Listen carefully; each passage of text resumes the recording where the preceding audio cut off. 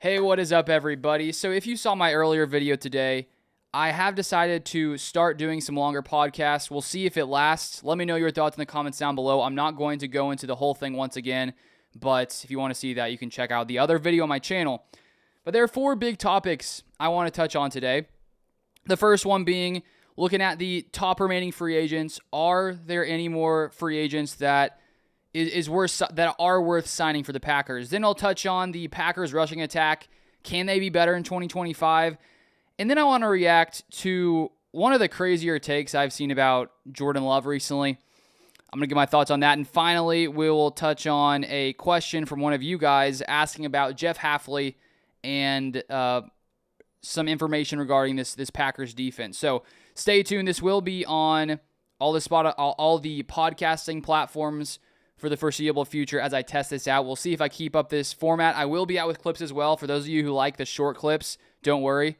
They'll be out. So if you miss the whole thing, of course you can watch it later, or you will see them out in the next 24 to 36 hours, a lot shorter segments from this entire video. So that's basically what's going on today. So now first off, let's take a look at the remaining free agents. So earlier this morning myself, I was curious, who is still out there? What players are still available in the free agent market? Now with it being mid-July, it's typically the time where you have a lot of guys who are in their 30s that other teams have not been willing to sign. Maybe some of them thought they were worth more money. Maybe the teams out there that could use their services aren't willing to pay them what they think they deserve, because lots of these guys are players who have had very successful careers in the NFL. And the unfortunate reality in the NFL is that, age catches up to everyone at some point. And it's unfortunate, but every player starts to decline at some point. So a lot of players that are remaining are these, 31, 32-year-old players. And so I came across a great list from ESPN's Matt Bowen, and he listed 17 top free agents remaining. This was July 1st. None of these guys, from my research, have been signed since that point. And today it is July 7th, which we're about 2 weeks away from training camp, so that's very exciting. And in this list, we have 3 corners, 2 wide receivers, 3 offensive linemen, 5 edge rushers, 3 safeties, and 1 linebacker. I'm not going to read every single one. I'll try to leave a link down below if you want to check out all of the free agents that are there. But just thinking about the Packers and, where their needs are right now, they do not need a receiver. They have added plenty. Sabian Williams, Matthew Golden. We don't need an offensive lineman. Got Aaron Banks, drafted Anthony Belton. There's a lot of depth there.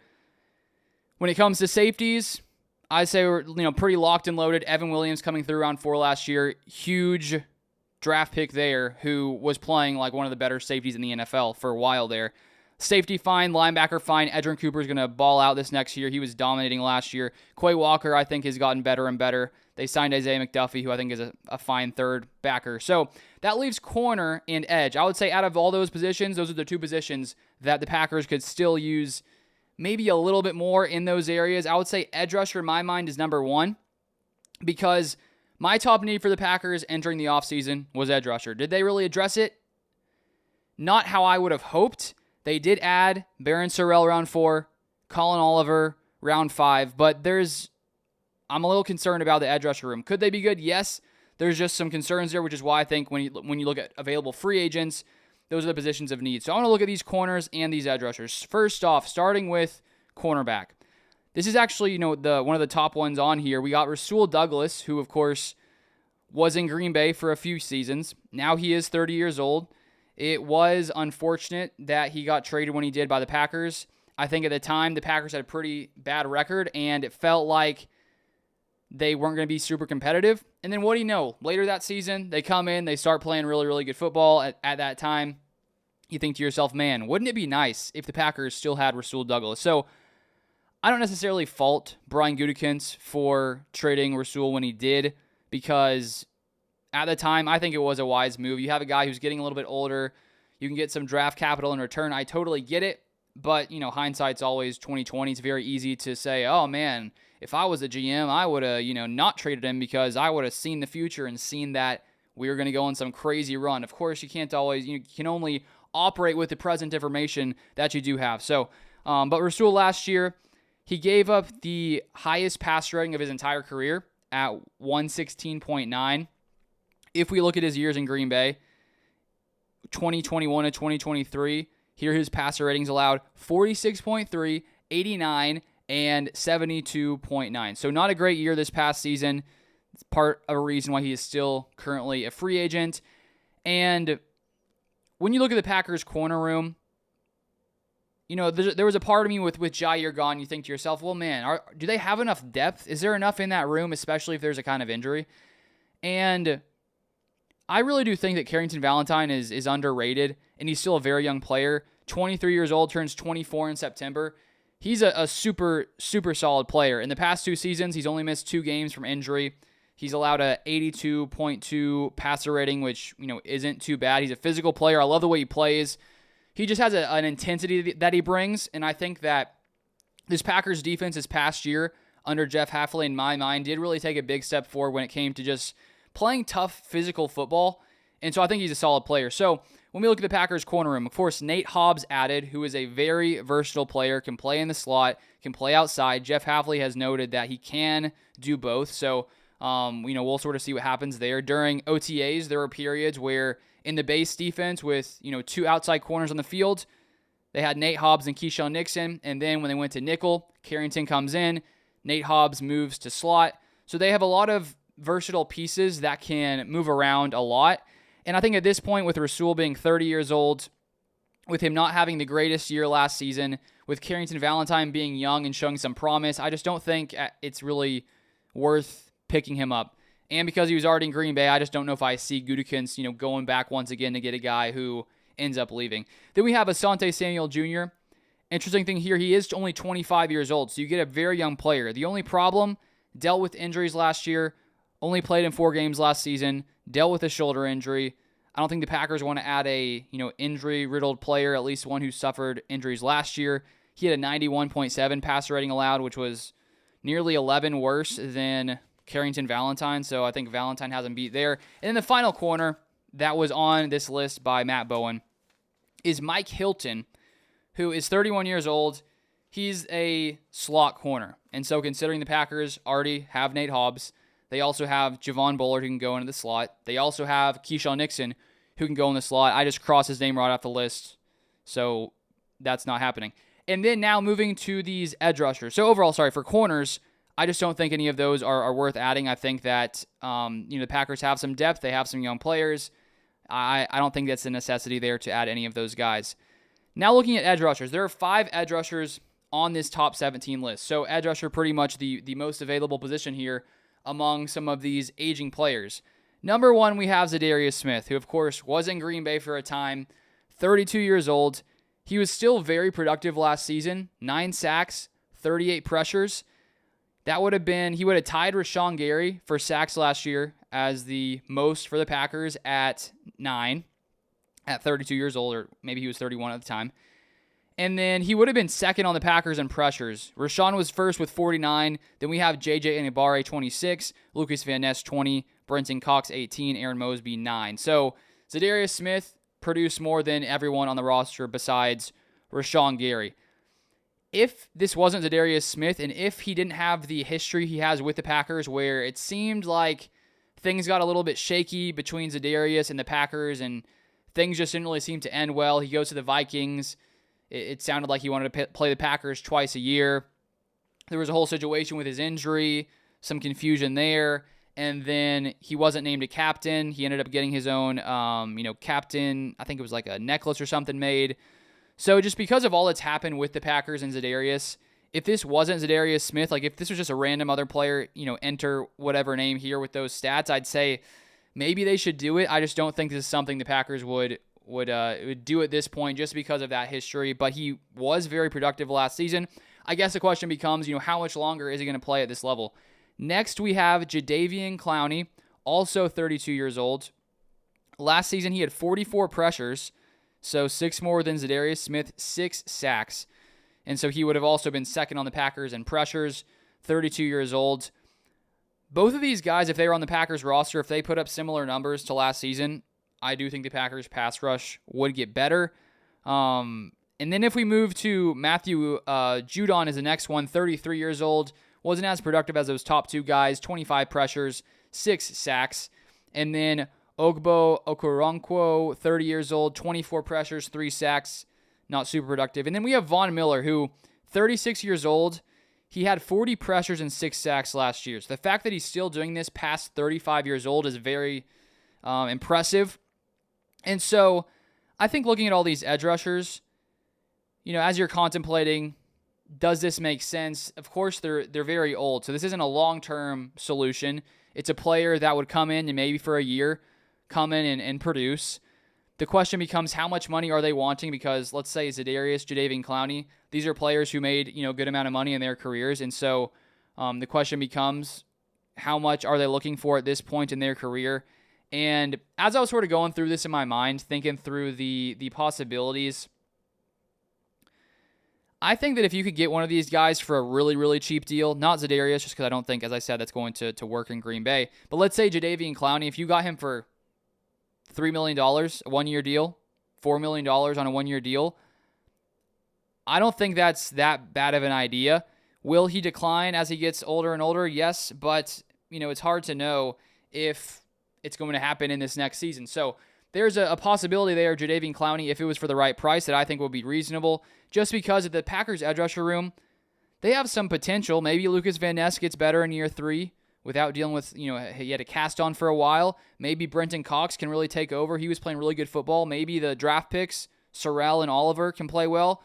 There's potential there. We just don't have in my mind, I don't have a ton of certainty about those guys coming in and just automatically, dominating right away. So maybe Clowney makes sense at a very cheap deal, but all in all, I would say outside of getting a super cheap deal for one of these guys, I think that you just have to sort of go with what you have here.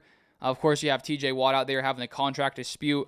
I would love that. I would say for a first-round pick, that would be reasonable.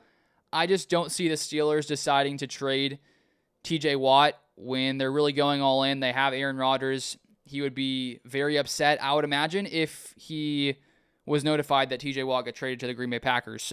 Not because it's to the Packers, but just because, you want to have your best defensive player there. So, all in all, looking at all these free agents, I think it's best for the Packers just to stay pat, sort of stay put. Maybe an edge rusher for a cheap deal. I don't think it's a necessity, but it could help a little bit. So, all in all, I would say the Packers probably will do nothing here when it comes to these 17 guys, if I had to make a guess. But you never know if maybe Gutekunst talks to one of these guys' agents and they come in and are able to get a cheap deal done. I just think that I feel like Gutekunst is trying to think probably more long-term, and you probably do want some of your younger talent to get more playing time, like Sorrell, like Colin Oliver. Maybe one of them can come in and play really good football right away, just like Evan Williams last year, 4th rounder. If you would have asked me before the season if he would be playing that well, I probably would have said I probably wouldn't think he would get to where he already got in his rookie season.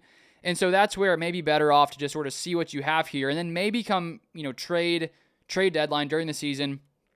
If you have a really good team and the Packers' edge rusher room is still weak at that point, maybe that's when you say, let's make a trade. Let's trade for someone from a team. Let's trade a 6th-round pick for this aging veteran to come in.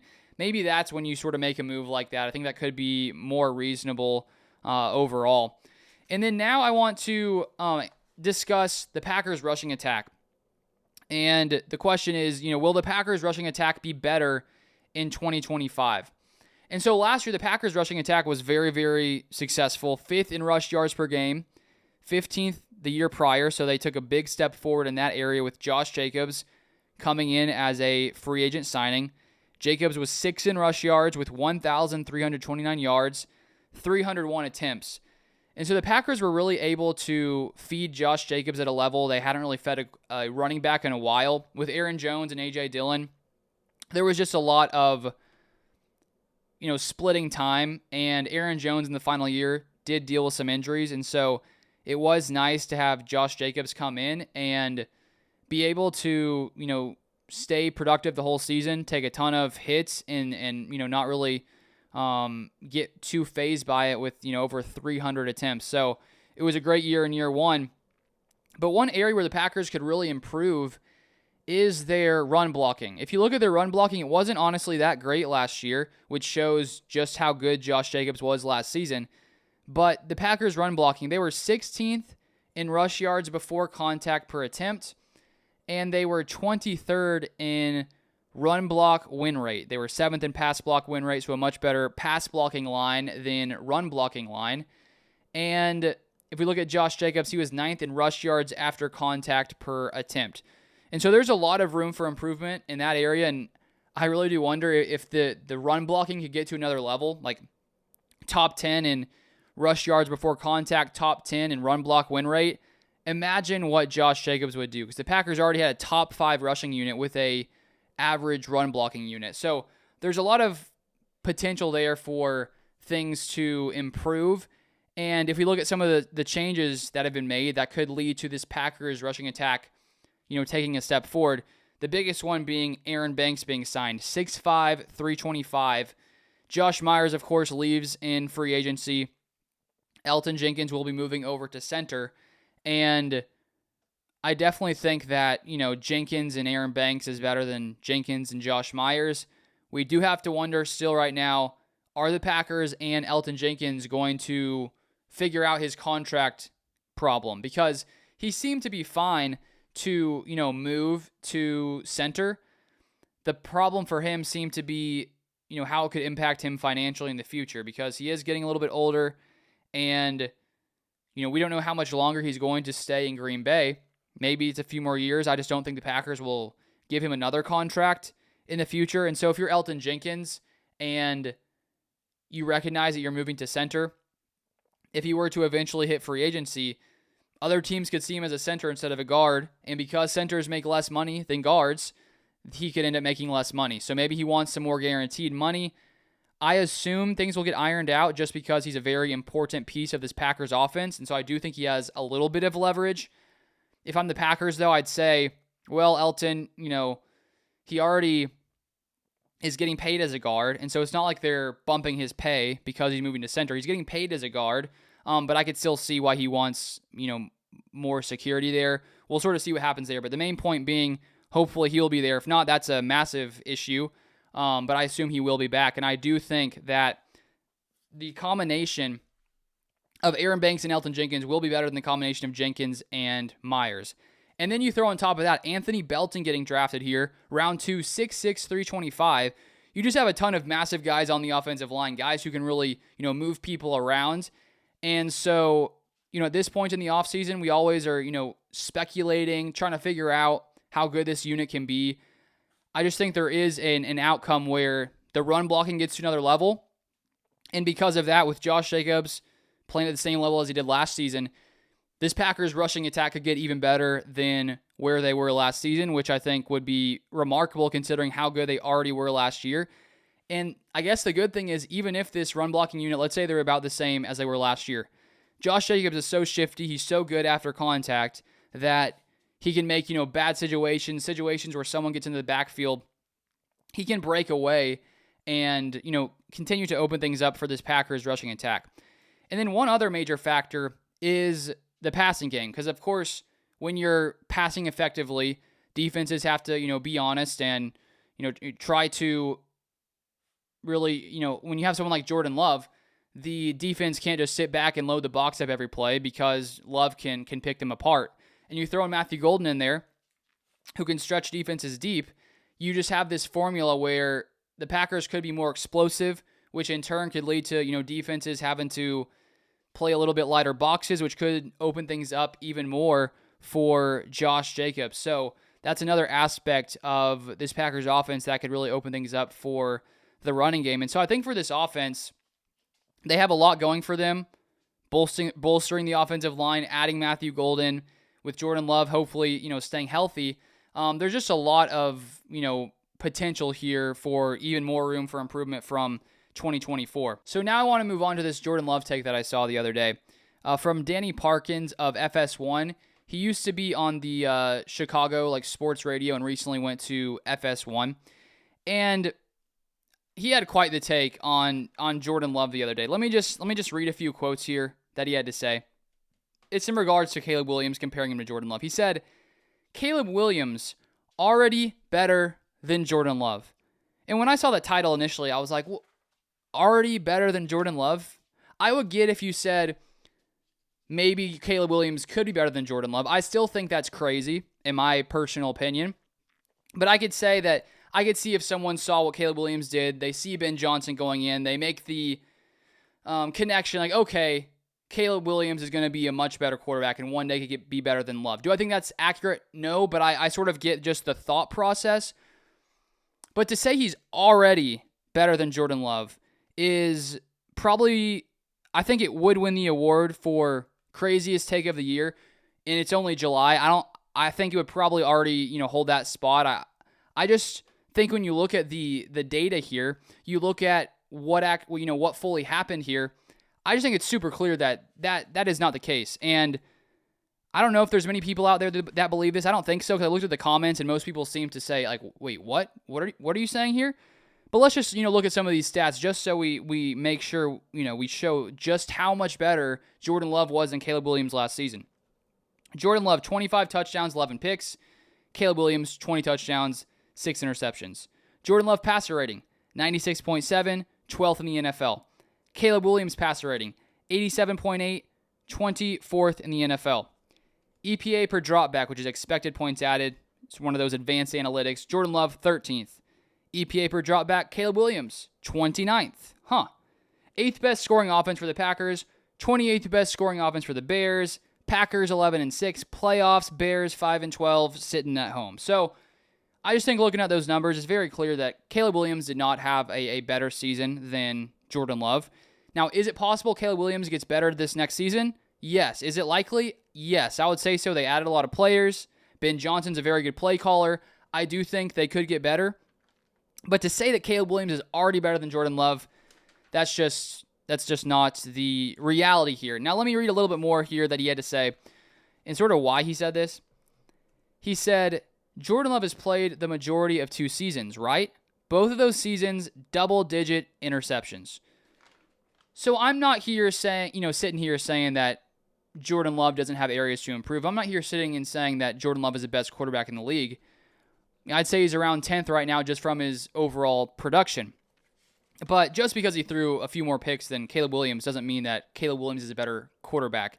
When we look at Brett Favre, throwing so many picks, and yet he has multiple MVPs, Super Bowls. Like, you can't just look at the interception number and say, well, Caleb Williams had less than Jordan Love. He's a better quarterback than Jordan Love. That just can't, that's just not the case. And then he also said, here's the thing about Jordan Love. Guy had 11 interceptions both years that he played. Caleb Williams played 17 games last year, had 6. So he's trying to, compare those two things. He also brought up Caleb Williams having a bad O-line, his OC being fired after 9 games, and he brings up Love having a great situation with LaFleur, and he brings up Love's completion percentage of 63%. It seemed to be sort of in a negative light, but Caleb Williams did have a worse completion percentage than Jordan Love. And so all in all, I just, totally disagree with that take. And I honestly a little bit speechless with that. But just to, looking at Caleb Williams and Jordan Love, I am a Packers fan. So of course, I want the Packers to succeed. I want Jordan Love to be a better quarterback than Caleb Williams, of course. If you're a Bears fan, you want Caleb Williams to be better than Jordan Love. But I can also, look at Caleb Williams and say that there are some really, positive things about Williams. It's not like it's all bad for Caleb Williams. He has an ability to get outside the pocket, make some great plays, make some great throws. I do, though, have a ton of concerns for Caleb Williams. I'll probably say I have more concerns for Williams than I have, confidence in what he could become. Just because in his first season, it was just a lot of inconsistency. Just seemed to be, a little bit hesitant when it came to throwing the ball.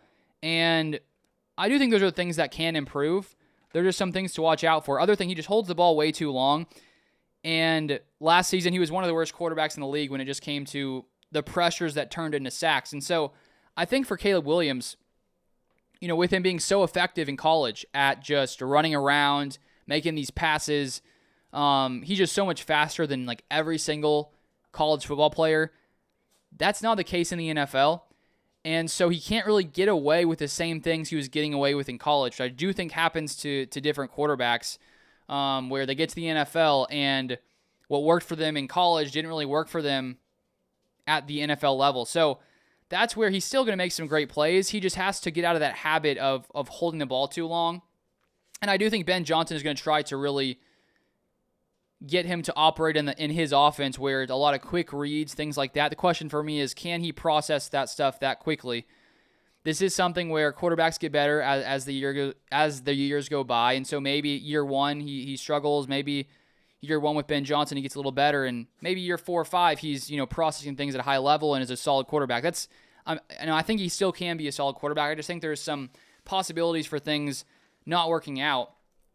And I think when a guy gets drafted, number 1 overall, at least in my mind, I feel like it's almost like you give him more of a benefit of the doubt when you look at sort of how they're playing. You think, well, they're a first-round pick.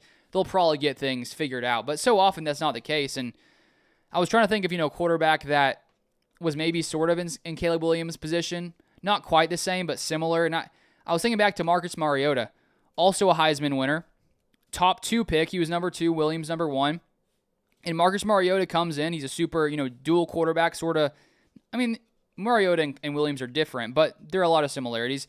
But Mariota, year 1, 19 touchdowns, 10 picks, 91.5 passer rating, better than Caleb Williams, year 1. Year 2, 26 touchdowns, 9 picks, 95.6 passer rating. Pretty good his first 2 years. Then it sort of went downhill. 13 touchdowns, 15 picks, year 3. 11 touchdowns, 8 interceptions, year 4. And so I just don't think that we can rule out, something like a Marcus Mariota situation happening. What's a percent chance? I'd say it's somewhat low, but I think that it's easy, before we see, year 2 to just assume that things are going to get a lot better. But there are a lot of quarterbacks where it doesn't always get better. So I think there's a huge realm of possibilities for Williams. If I had to guess, I would say he's going to have a okay career. I sort of see him more as an average type quarterback, like maybe a Kyler Murray type, where he's super effective, really talented, but his team just doesn't quite, get far in the playoffs. I mean, Kyler Murray has played in 1 playoff game, 0-1. He's still a really good player, talented. So there's just a lot of things that could happen with Caleb Williams, and personally, I do think Jordan Love, is going to have a better career. All right, so now to end today's podcast / video off. If you watched this far, thank you guys. I appreciate it. But I want to answer a question from one of you guys. I asked it this morning. I asked for some questions from some of you guys. And this is what I got from Big Bend Benji. Thank you for the question. The question is, what is Jeff Hafley going to do if players in his corner room start getting injured? A very good question.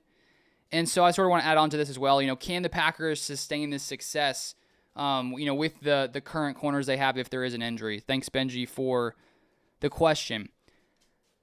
I think when it came to the whole Jaire Alexander situation, in my mind, before he got released, it really felt to me like, given the situation, given the lack of top corners drafted by the Packers, waiting till round 7, it felt to me, when you have a competitive roster like the Packers have, why not just decide to keep Jaire Alexander? Why not decide to keep him around? And clearly he didn't want to accept the deal the Packers gave him. I don't think the Packers offered enough, to be honest, because Jaire's dad shared, I touched on the channel in the past month, that if Jaire would have gotten the same offer the Ravens gave him, he would have accepted it. So Jaire could have stayed here. Now, was there a risk of him getting injured? Yes, he's played in 7 games each of the past 2 seasons. But if he were to stay healthy come playoff time, the Packers are a much, much better team in the playoffs if Jaire Alexander is on the roster. So I understood the Packers moving on from him and not giving him some kind of offer that he was willing to accept. But at the same time, I do think the Packers would be a better team right now if Jaire Alexander was on the roster. I think it shows you that the Packers do have a ton of confidence in Nate Hobbs, Carrington Valentine, Keyshawn Nixon. But for any team in the NFL, when you think about, injuries, of course, you plan the best that you can. You fill your team with as much depth as possible, but you do have, restrictions when it comes to salary cap space, Not every position is going to be quite as solidified as some of the other ones. But as I was thinking about this question, because of some of the versatility in this corner room, it almost gives them almost like as if they had another player. Not fully, but there's some in a sense that they sort of have an extra player if you can follow my logic here. So Nate Hobbs can play inside, can play outside. Keyshawn Nixon can play inside, can play outside. Javon Bullard can play inside. Carrington Valentine can play outside. So let's say Carrington Valentine goes down. Because Nate Hobbs is versatile, Jeff Hafley has talked about it. He can play slot. He can play outside. He could go play as the outside corner with Carrington Valentine getting injured. And Hobbs did play in OTAs in the base defense with 2 corners as the outside cornerback a lot with Keyshawn Nixon. So Carrington goes down. You could put Nate Hobbs outside. You could bring Javon Bullard in at nickel. Let's say Keyshawn Nixon goes down. Same thing. You can put Hobbs at Nixon's spot, bring Bullard in. And so because of that versatility, it does give the Packers a little bit of breathing room at cornerback. But I just think that Jeff Hafley, he's a very, very good defensive coordinator. And to do what he did in his first season was pretty remarkable. And I think, you look last year, the Packers were without Jair a majority of the season, with him only playing 7 games. And the Packers had a very, very good secondary. 11th in pass yards per play allowed, 3rd in EPA, expected points added per play allowed. And so Hafley was able to sort of make do with what he had with Jair going down. And I think a ton of that has to do with Carrington Valentine playing pretty good football. And I do think he's a little bit underrated, as I stated earlier.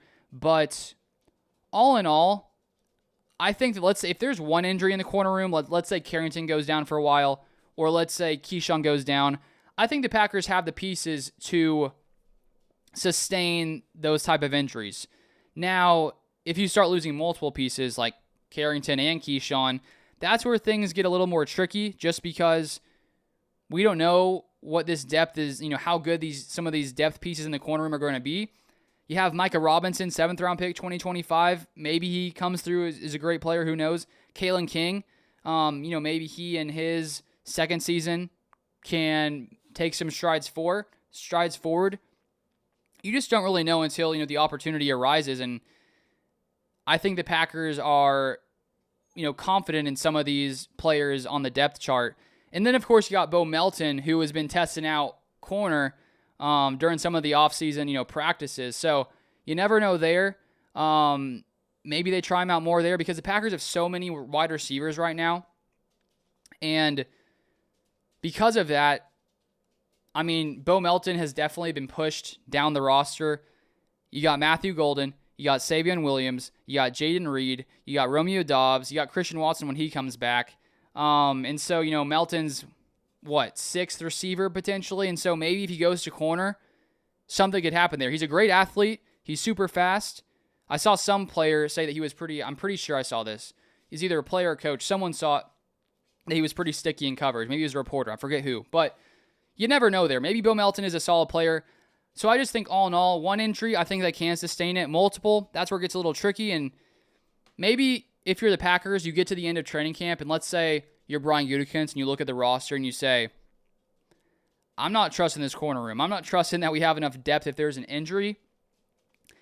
Then you can do something like trade a 7th rounder for someone else, for someone you think could come in and be a good depth piece. You look at last year, Brian Gutekunst looks at the quarterback room.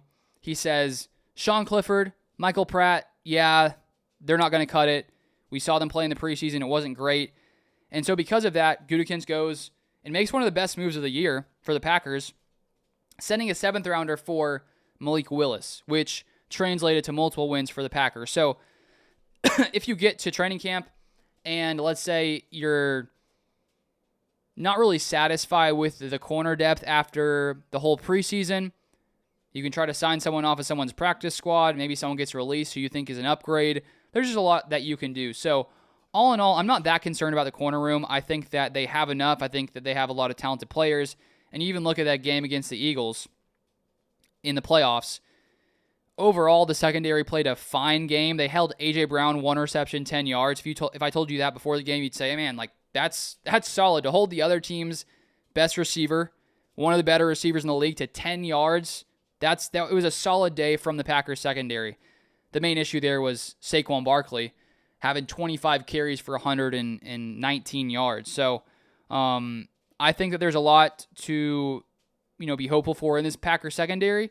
And as I said, one injury, I think we're fine. Multiple, that's where you get a little bit concerned. But that's the same for any position group typically around the NFL. There's only so much money to go around. You can't, if there was no salary cap and you're the richest organization, you could fill in some more holes. But there's a salary cap. You're limited to what you can do on the depth area. And I think it comes down to some of these younger players developing and playing very good football. But that is it for this podcast / video episode, whatever you would like to call it. So thank you guys for watching. We'll see if I keep it up in the future. This is also going to be on Spotify, Apple, all that kind of stuff. So feel free in the future to check it out. If you enjoy it, feel free to like, subscribe, give me a rating on those audio podcast forms if you would like to. It would definitely help out the podcast on those podcast channels. But I appreciate you guys watching. The season should be here in no time. And I'll see you guys next time.